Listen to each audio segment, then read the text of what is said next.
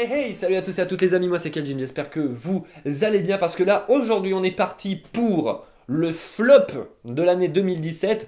Donc en complément de cette vidéo, je vous invite à aller voir l'autre, le top 2017, qui est quand même plus sympa puisque c'est des bons films. Là aujourd'hui, on va parler que des 10 pires films. Alors attention, il y a vraiment dans ce flop, quand je dis pire, c'est évidemment, il y a à la fois des films qui sont nuls à chier, mais vraiment dans le sens littéral du terme, hein, vraiment des bons gros étrons, hein, de la perte de pellicule. Et puis, il y a les films qui ne sont pas purement de la merde, mais qui pour moi sont des très grosses déceptions ou qui sont vraiment un peu trop overcotés, si vous voulez. C'est vraiment le genre de film où je suis sorti, j'ai fait pourquoi? Comment?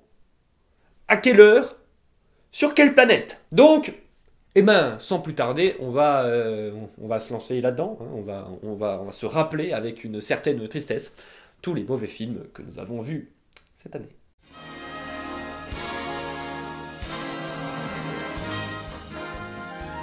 Alors avant qu'on commence le flop à proprement parler, j'ai, comme pour le top, une mention honorable. Cette fois-ci, j'ai qu'un seul film à mettre. Je l'ai pas mis dans le top parce qu'il y avait d'autres trucs qui me semblaient bien pires ou plus énervants, plus agaçants à chroniquer. Mais celui-là, c'est vraiment, je crois, mon premier coup de gueule de l'année et je l'ai traîné sur toutes mes chroniques de films français de l'année. Je pouvais pas ne pas en parler à la fin de l'année. Je veux bien sûr parler de l'embarras du choix avec Alexandra Lamy. Parce que ce film, c'est quand même le truc, un des films devant lequel je me suis fait le plus chier de l'année. Et où j'étais vraiment en mode... What? C'est chiant. Mais ça, à la limite, c'est pas tellement un argument de dire c'est chiant. Parce que finalement, on n'a pas tous la même représentation du feu, nous non. Mais déjà, ça n'a aucune prise de risque. Le récit n'est pas réellement... n'apporte rien réellement au personnage. T'as pas l'impression que ça les ait fait grandir quoi que ce soit. On est vraiment dans un squelette de rom-com merdique sur lequel on a fait aucun effort. On a pris ça, on a fait ben, et vas-y, je colle les noms, et puis je secoue un petit peu, je mets de l'eau, je mets au four 45 minutes, et hop, j'ai mon scénario. Il me suffit juste de trouver les acteurs et les actrices maintenant. Je déteste Alexandra Lamy aussi parce que je trouve que c'est une très mauvaise actrice. Elle est agaçante en plus dans son rôle là, dans son jeu, et voilà, c'est juste ultra chiant, ça ne raconte rien. Et putain, il y a mieux à faire que... Il y a des histoires plus intéressantes, plus importantes que ce genre de merdasse. Voilà, je suis déjà énervé. On n'a pas encore commencé le flop. Je suis déjà énervé rien qu'en pensant à l'embarras du choix. Et il y a d'autres comédies françaises qui arrivent dans le flop, hein. Putain.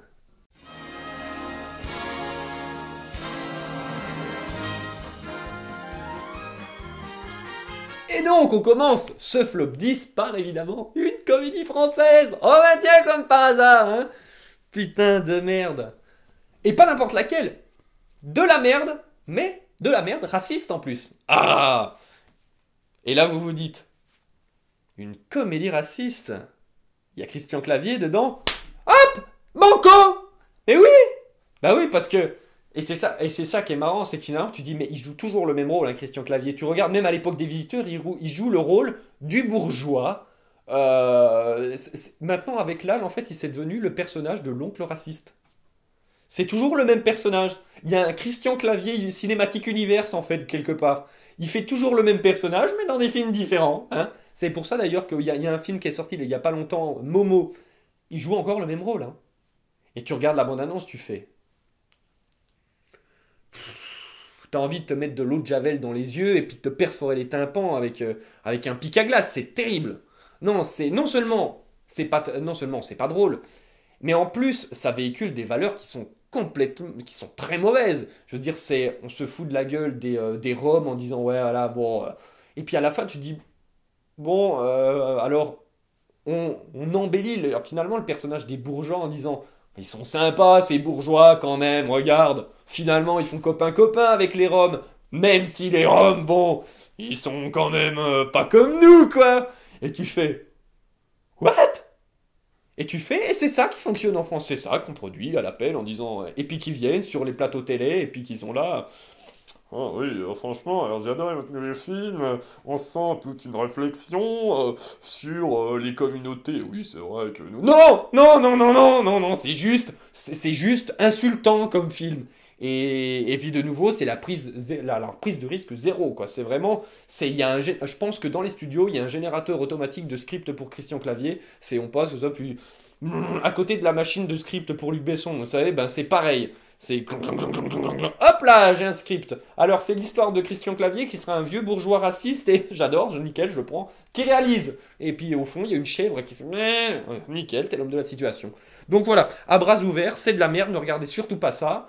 Parce que non, parce que vous avez d'autres choses à faire de votre temps, franchement.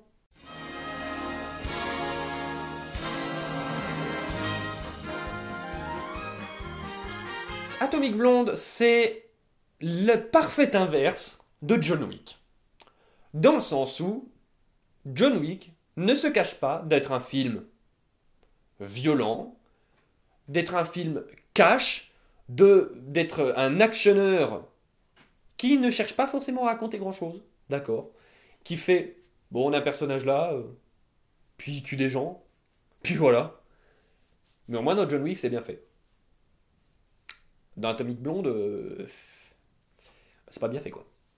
Atomic Blonde, le problème, c'est que on a voulu faire passer déjà le film pour un espèce de summum du personnage un peu, ouais, le féminisme, vous voyez, c'est Charlize Theron qui arrive et tout, et tu fais... Ouais, mais...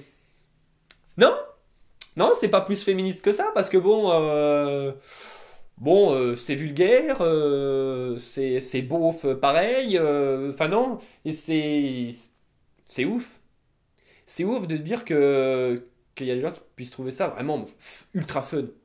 Tu fais, mais non, non, c'est pas ultra fun. Parce que je veux dire, on a grillé la fin de l'histoire au bout de 5 minutes.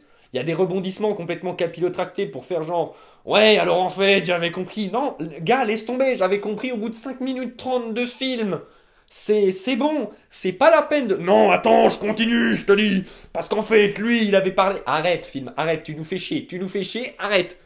Et au-delà de ça, les scènes d'action sont pas super bien filmées. Au moins dans John Wick, t'arrives et tu fais, j'en prends plein la gueule.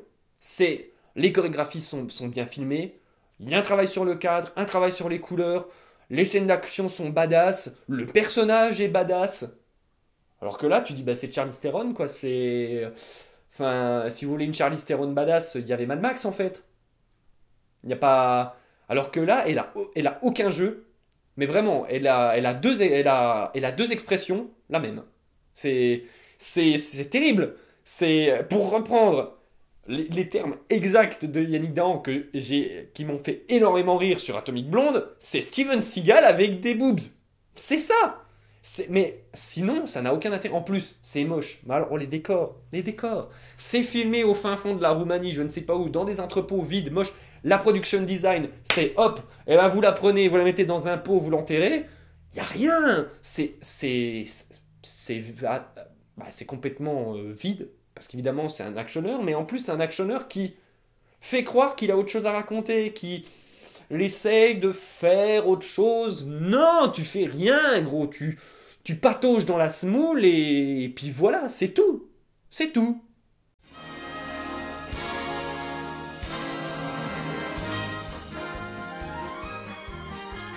Je vais vous la faire très courte. Prenez un mauvais film d'horreur, vous prenez un épisode d'urgence, vous prenez des acteurs qui en ont rien à foutre, vous mélangez tout ensemble, vous mélangez comme ça, vous prenez le nom d'un vieux film des années 80 que tout le monde avait oublié, et vous faites Hey, Flatliners. Et vous regardez, tu fais bah ça pue la merde.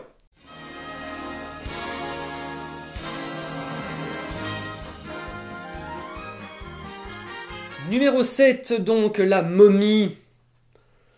Avec Tom Cruise. Ce film me fait vaguement rire parce que chez Universal, avant même d'avoir fait le film, ils ont lancé un espèce de sous-studio qui s'appelle le Dark Universe.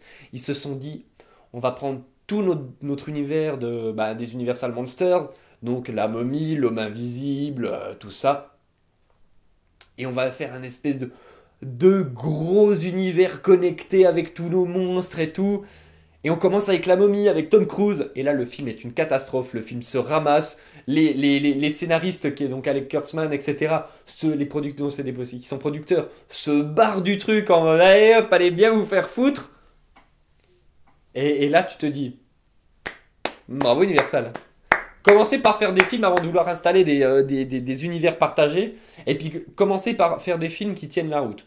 Parce que la momie, et je l'ai dit dans le vlog, c'est pas pour faire mon vieux con qui dit ouais mais le film avec Brendan Fraser, tout ça c'était mieux. Mais ouais, c'était mieux. Alors que ça n'a rien à voir fondamentalement. Mais il y en a un qui est un vrai film d'aventure type Indiana Jones, avec voilà vraiment le personnage casse-cou, bigger than life, etc. Alors que la momie se voulait plus terre à terre, avec un côté plus dark justement. Mais il y a tellement plein de trucs qui servent à rien déjà. Ils se sont dit, alors, pour introduire notre univers, bon, on va mettre le docteur Jekyll. Donc, du coup, à un moment donné, il se transforme en Mr. Hyde. Mais du coup, ça ne sert pas l'intrigue. Tu dis, ok, voilà, ils nous mettent Mr. Hyde pour faire la momie, mais il y a aussi Mr. Hyde. T'as vu, notre univers partagé, tu l'as vu venir, ok. Et puis, au-delà de ça, c'est moche. Mais vraiment, hein, il y a des scènes de nuit, il y a de l'action, tu fais, j'ai rien compris. C'est overcut, il n'y a pas de lumière. Je n'ai rien compris. Je ne sais pas ce qui s'est passé. Au-delà de ça, Tom Cruise, je trouve, est très en dessous. Il est un peu transparent, alors que bon, bah c'est Tom Cruise. Tu dis, généralement, Tom Cruise, il est pas transparent. C'est le même genre de mec qui, s'il pouvait, c'est un peu Sarkozy, quoi. Il s'invite sur les photos officielles. Hey, je suis là, hey, salut. Et bon, bah c'est Tom Cruise, quoi. Et il est très en dessous. On peut se dire, bah, c'est pour donner de la visibilité aux autres acteurs, mais même pas. Parce que tu te dis, ben, la momie qui est jouée par Sofia Boutella, on la voit vraiment pas beaucoup. Son histoire est expédiée. En plus, on nous la raconte deux fois. Tu fais, mais what? Tu nous donnes deux fois les informations. Une fois pour nous, en voix off, et une fois pour 15 minutes après, tu nous la redonnes. Tu fais, mais j'en ai pas. Tu l'as déjà raconté, c'est de la redondance d'informations, faut pas faire ça dans un film. C'est des bases. Redondance d'informations, faut pas faire. Mais ils le font. Et puis on a un personnage féminin, mais alors, d'une paresse d'écriture, c'est bonjour, je suis jolie, mais je ne sers pas à grand chose. Ok. Et c'est pour ça que je dis, mais putain, la momie avec Brendan Fraser, ben, c'était vachement mieux quand même. On avait la momie qui avait des couilles, avec une histoire qui était vraiment mystique, vraiment mythologique et tout. Ça commençait avec un personnage en voix off qui racontait, ça donnait un super, ça donnait des couilles tout simplement. Et puis le personnage d'Evelyn était en fait un personnage principal. En fait, ils avaient découpé Indiana Jones en gros, en deux en gros quoi dans le film. Les personnages secondaires étaient marrants, étaient touchants, étaient cool, étaient badass. Ah là, y a rien. Hein. Ah, franchement, la momie avec Tom Cruise, c'est juste un gros suppôt, et puis penchez-vous, ça va passer tout seul. Hein.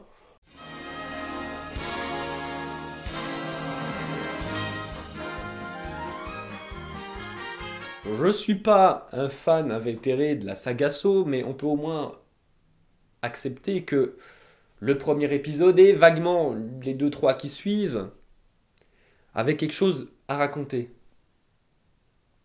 au dehors du fait de juste être des pièges. Après, c'est parti en couille.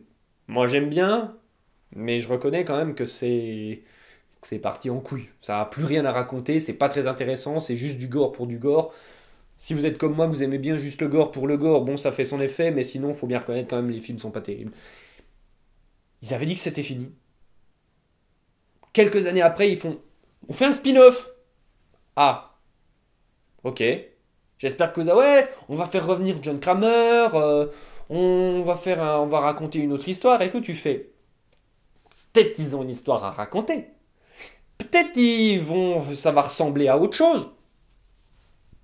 Non. Ah non, non. Ça ressemble à tout et à rien. C'est tout gris, l'image est toute grise, c'est pas beau.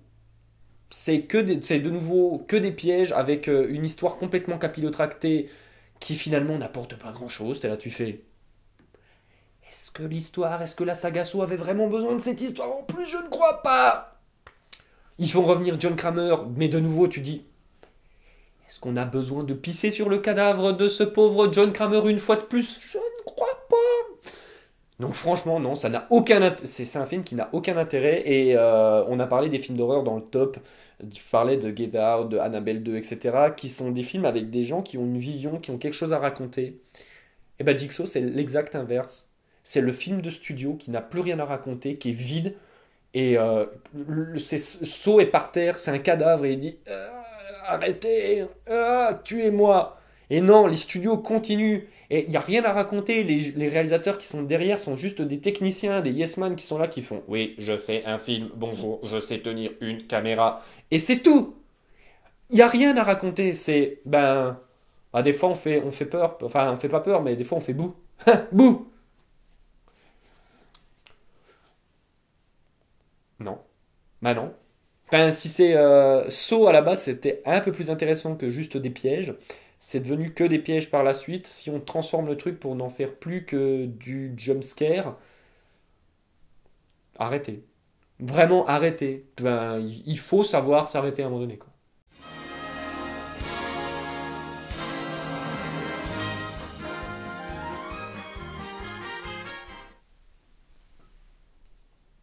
Pourquoi vous avez fait ça?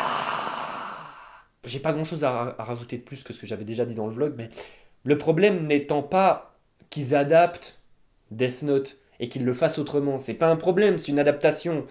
Je veux dire, si je voulais voir exactement la même chose, c'est ce que j'ai dit c'est ce que je dis à chaque fois pour les adaptations. Si j'ai envie de voir exactement le truc que j'avais dans le médium d'origine, je vois pas trop l'intérêt. Autant reprendre le médium d'origine, le relire, le revoir, le réécouter. Enfin, ça n'a pas. Donc c'est pas ça le problème.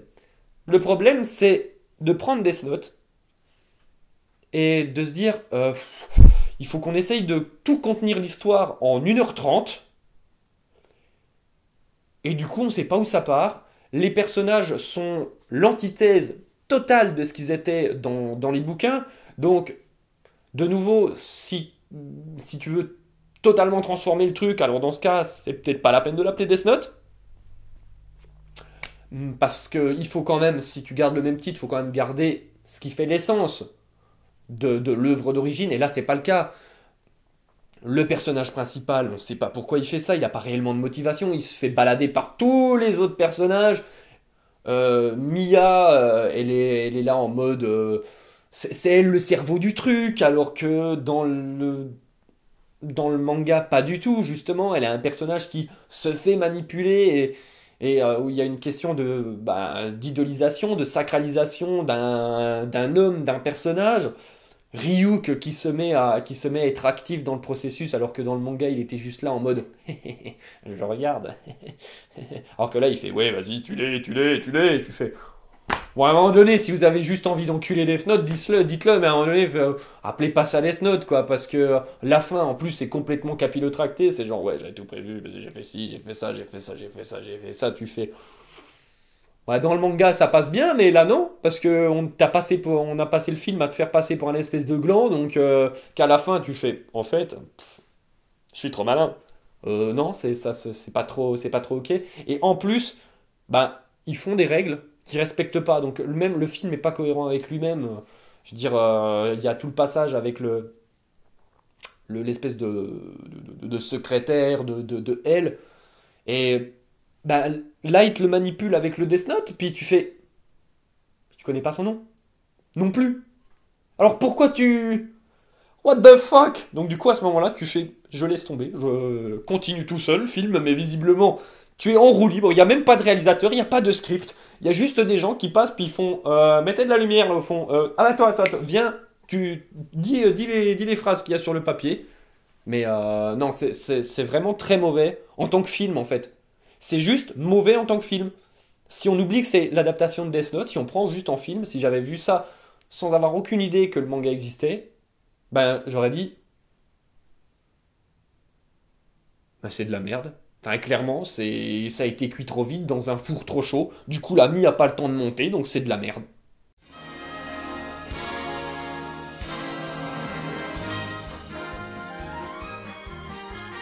Voici venir le pire film français de l'année.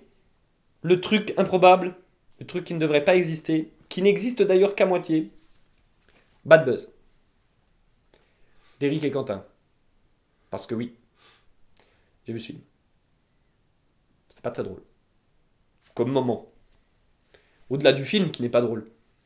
Mais c'est pas très. C'est pas très sympa de faire ça. Il faut. Non. D'accord. Il y a plein de gens qui ont besoin d'argent. D'accord.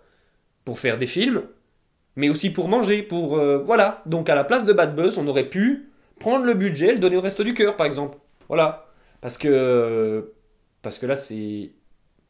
J'ai même pas grand chose à dire, tellement c'est vide. Il y a juste des gags qui tournent à vide, qui sont pas drôles. L'histoire n'a ni queue ni tête. Elle n'amène à rien. Les personnages sont juste des grosses têtes à claques. Et la base de l'histoire, tu fais, ben, ça part déjà sur quelque chose qui est pas trop crédible. Tu fais, vous auriez pu trouver un truc quand même un peu plus. Parce que, ouais, ils ont fait une photo un peu bizarre à une soirée. Ouais, enfin, ça va quoi. Enfin, aujourd'hui, tu fais ça en vrai, tu dis, bah, c'était pour rigoler. Enfin, il y a un quiproquo, voilà. Et là, tu te dis, vous êtes obligé de faire tout un film sur un quiproquo, mais qui est même pas. Où t'as même pas l'impression que ce soit vraiment grave en fait. C'est ça le truc, ils passent tout de dire, oh mon dieu, on a fait un bad buzz, il faut qu'on fasse un good buzz maintenant, il faut qu'on fasse un truc, et tu fais. Bah non, c'est pas très grave ce que vous faites. Enfin, au pire non. Et du coup, ça va de mauvais gags en mauvais gag, en mauvais gag, en mauvais gag. Tout ça sur une non-histoire. Et t'es là, tu fais, qu'est-ce que je regarde? Qu'est-ce que je regarde? Et de toute façon, ne regardez pas ce film. Et de toute façon, si vous voulez essayer de le voir, vous ne pourrez pas. Vous ne pourrez pas. Donc c'est Bad Buzz, c'est de la merde. Voilà. Y a rien à dire de plus. C'est vraiment un film sur lequel j'ai rien à dire tellement c'est vain. Je suis là, je fais. Autant devant à bras ouverts ou d'autres choses, je peux m'énerver sur des choses. Mais là, tu fais.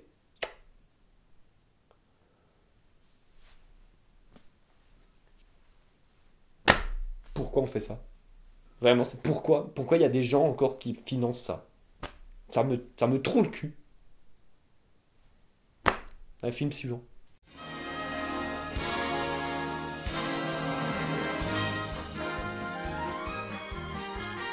Alors je sais ce que certains vont me dire. Ouais, mais dans ton vlog, t'avais dit que franchement ça allait. J'ai dit ça à chaud. J'ai dit ça à chaud et je le regrette. Parce qu'entre-temps, j'ai laissé passer du temps. J'ai réfléchi. Je me suis posé. J'ai réfléchi à mon avenir. Et puis après, j'ai vu. Je me disais, mais c'est pas possible. Il y a des choses que j'aime pas. Plus le temps passait, plus je me rendais compte que, mais non, ce que j'avais dit que c'était ok, c'est pas ok. Puis ça va pas. Puis ça va pas. Puis avec Florian, on en a discuté et discuté. Oh, Warner et DC, qu'est-ce qu'ils font? Pourquoi ils ont fait ça? Et puis après, il y a Zack Snyder qui arrive, puis il fait voici la liste de toutes les choses qui devaient être dans le film, mais qui n'y sont pas ou qui ont été complètement changées. Et tu fais ok, bon, il y a des choses que j'aime pas trop qui sont vraiment de Snyder, mais globalement, tu te dis ce que j'aime pas, c'est Whedon.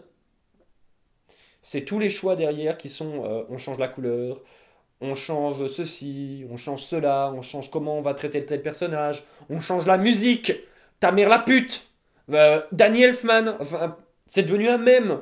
Enfin, pour nous en tout cas, c'est voilà, c'est à chaque fois que tu entends une musique merdique, tu fais ouais, mais c'est toujours une meilleure musique que la BO de Justice League.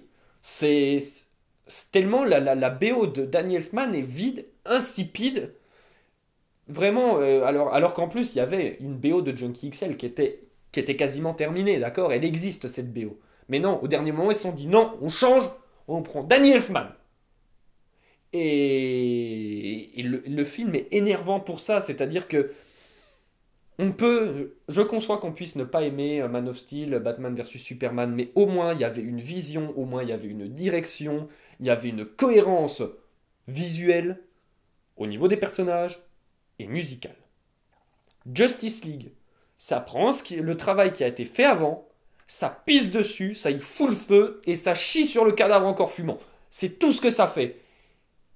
Pour moi, clairement, si à la sortie du Blu-ray, la version de Zack Snyder n'est pas présente, s'ils font pas l'effort de remonter la version que Snyder avait, parce que tous les rushs, tous les plans existent, tous les plans sont faits, ils ont juste à passer à la table de montage et remonter le film comme on est en droit de l'attendre. Je n'achèterai pas le Blu-ray de Man of Steel, alors que j'ai le Blu-ray de Suicide Squad. On est d'accord. C'est-à-dire que je gueule sur Suicide Squad, machin, mais j'ai quand même le Blu-ray. Steelbook Collector. Le mec est complètement con, tu vois. Mais je l'ai quand même. Mais si Justice League, ils font pas l'effort, je pense juste je vais boycotter l'achat du Blu-ray parce que tu fais, mais je ne veux pas ce film. Ce film n'existe pas. Il y a des films qui, comme ça, tu fais. La version cinéma, ce n'est pas le film, ça n'existe pas, je ne veux pas en entendre parler, c'est niette. C'est mauvais dans tous ses aspects. C'est pas comme ça qu'on fait un film, on ne le remonte pas à la dernière minute, je l'ai déjà dit pour Suicide Squad, on ne prend pas un truc et puis on dit pas faut changer ça, rajoutons un petit peu plus d'humour, changeons la colorimétrie, on change toute la BO, alors qu'au moins on avait un mec qui était là depuis le début et ça nous donnait une cohérence globale. Non, on a fait fuck the police et voilà. Justice League, c'est clairement une de mes plus grosses déceptions de cette année. Je pense que c'est la plus grosse déception de cette année. Parce que les deux films qui viennent, après, pour moi, sont pires d'une certaine manière. Mais c'est des films dont j'attendais beaucoup moins, paradoxalement. Alors que Justice League, j'avais une hype d'enfer. Je veux dire, j'étais comme ça, j'étais Justice League. Et puis tu sors de Justice League, puis tu fais... Enfin, pour vous donner un exemple, rien que de savoir que dans le film, dans la version cinéma, la scène post-générique, c'est une scène avec Luthor qui n'apporte rien, dont on se branle les couilles, et que ça, à la base, ça devait être dans le film, et qu'à la place, la scène post-générique, il y avait des Green Lanterns. Rien que pour ça, j'ai envie d'aller chez Warner et de les prendre et de les enculer. Voilà. De les prendre un par un, puis faire... Hop, ça c'est pour Justice League. Hop, suivant. Hop, ça c'est pour Justice League. Voilà. Donc non, Justice League, niette. Je n'ai pas envie de revoir ce film. En tout cas, pas dans la version cinéma. S'il n'y a pas la version Snyder avec Junkie XL et tout, je ne veux plus en entendre parler. C'est terminé. Ce film n'existe pas. Au revoir.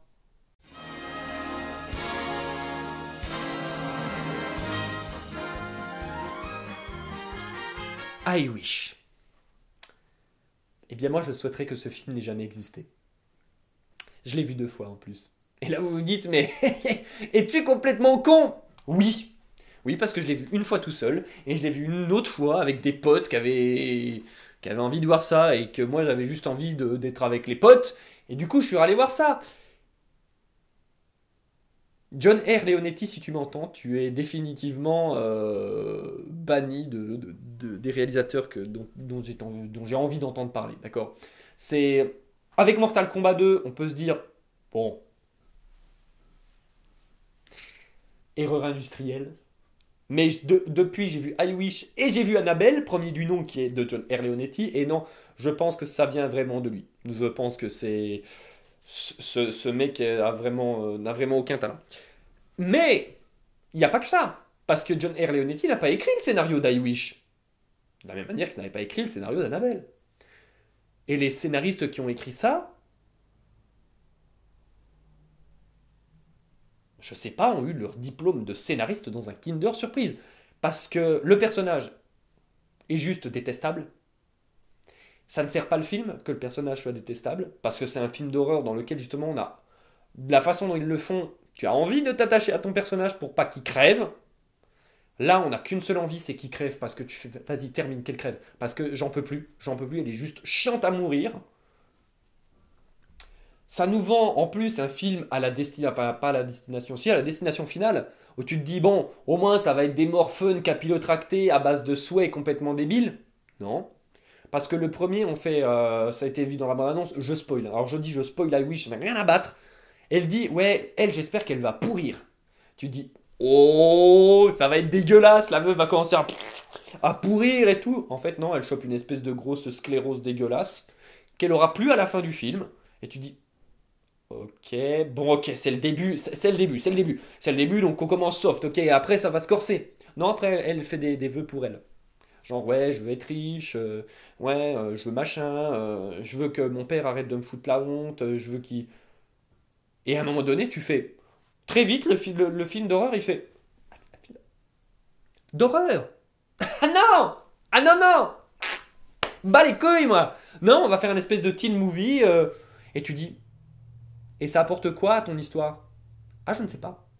Je ne sais pas, mais comme je ne sais pas trop comment caractériser mon personnage,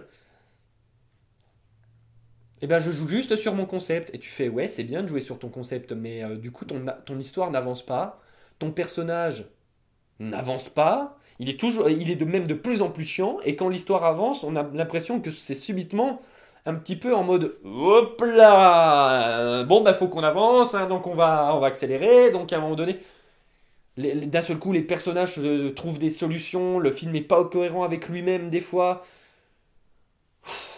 C'est fatigant, I Wish. C'est fatigant parce que c'est pas beau, parce que c'est mal filmé, parce que tu t'attends à tout, parce que le personnage, on a parlé de Jigsaw juste avant, mais Jigsaw se dit, je suis un film d'horreur. C'est pas réussi, c'est raté, mais il se dit, je suis un film d'horreur. I Wish ne sait même pas ce qu'il doit faire, il ne sait même pas ce qu'il a fait. Je suis un film d'horreur. Peut-être. Je suis pas sûr. J'ai un concept, mais je sais pas trop quoi raconter avec, donc du coup, on va voir. Donc ça ne raconte rien, et puis c'est chiant, puis c'est moche, et puis c'est mal joué, et puis c'est la merde. De la merde, voilà. Non, c'est mauvais, c'est très très mauvais.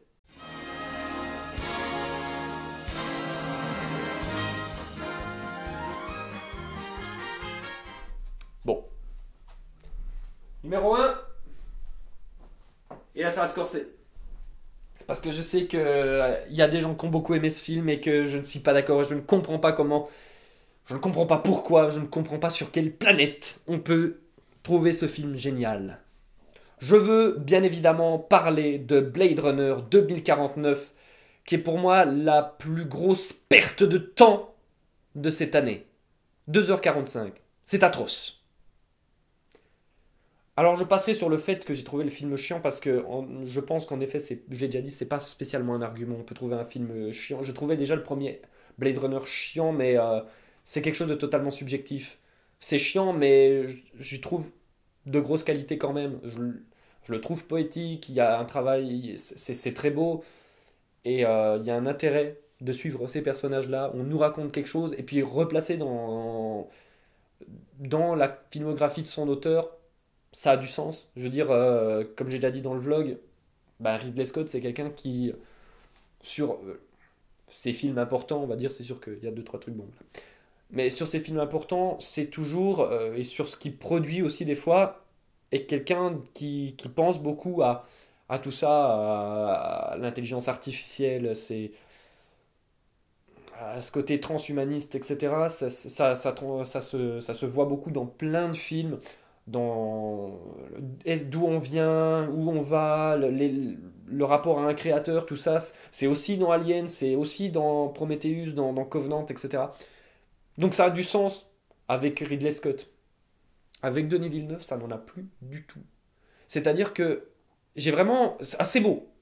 Je suis d'accord pour dire que c'est super beau. Graphiquement, ça a de la gueule. Mais c'est un emballage, ça. Si derrière tu ne me proposes rien à part waouh, une super couverture, qu'est-ce que tu veux que j'en fasse?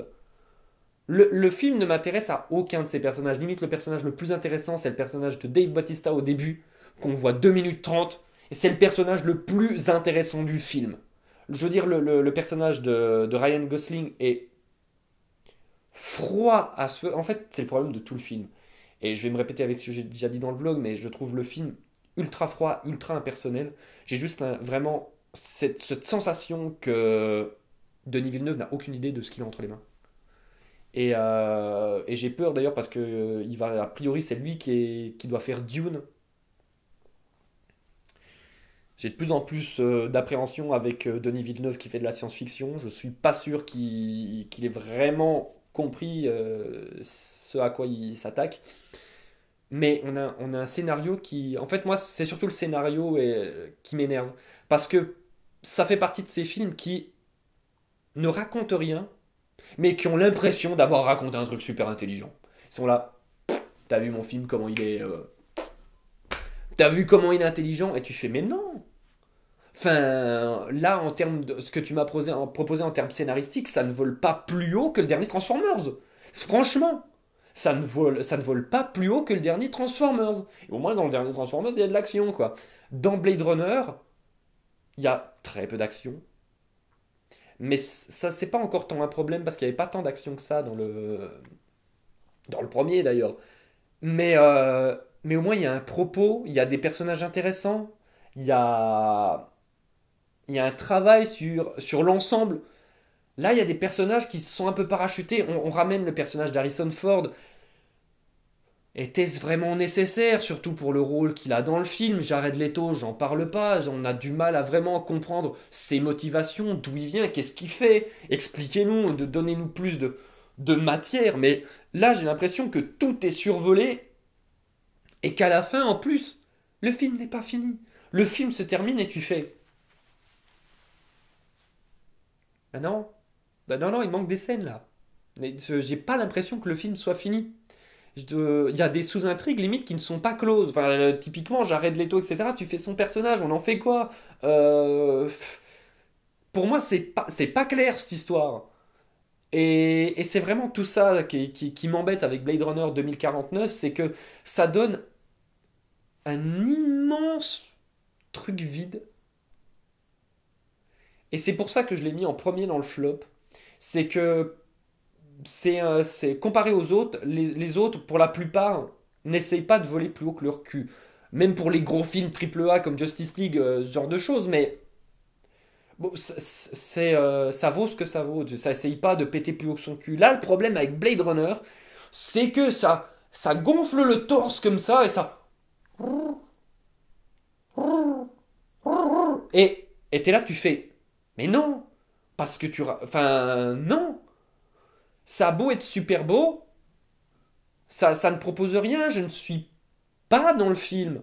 J'en ai parlé dans mon top, mais comparé à un Dunkerque ou un Baby Driver, alors surtout à un Dunkerque, tiens par exemple, parce que Dunkerque, c'est un film comme ça qui est à moitié muet, qui est lent et qui va jouer pareil. Alors là, en plus la musique est composée, les deux sont composés par Hans Zimmer et il utilise le même genre de procédé, c'est-à-dire des trucs avec avec beaucoup de basses et beaucoup de volume. Bah, dans Dunkerque ça fonctionne, dans Blade Runner tu fais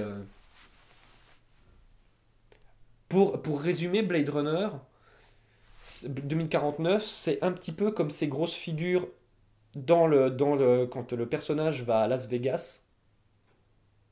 Elles sont là en mode au milieu d'un désert en se disant où on est. Devant, c'est un gâchis terrible pour moi Blade Runner 2049. J'en attends, de base, je sais que j'en attendais pas grand chose spécialement parce que je suis pas un grand fan de Blade Runner. Mais au moins, je lui reconnais plein de qualités. Alors que là, je suis resté devant le film, hermétique. Et je suis pas le seul. En se disant, mais quel gâchis! Quel gâchis! Tout ça pour ça! Pourquoi?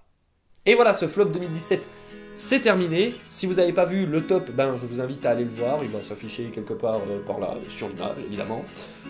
Je vous invite évidemment à mettre des pouces bleus, à partager la vidéo et à laisser des commentaires, même si en essayant d'être le plus poli possible, parce que je sais que vous ne serez peut-être pas d'accord avec ma liste, surtout avec certains films, mais je pense qu'on peut débattre dans un certain calme, plutôt que de s'insulter, n'est-ce pas, petit trublion, hein?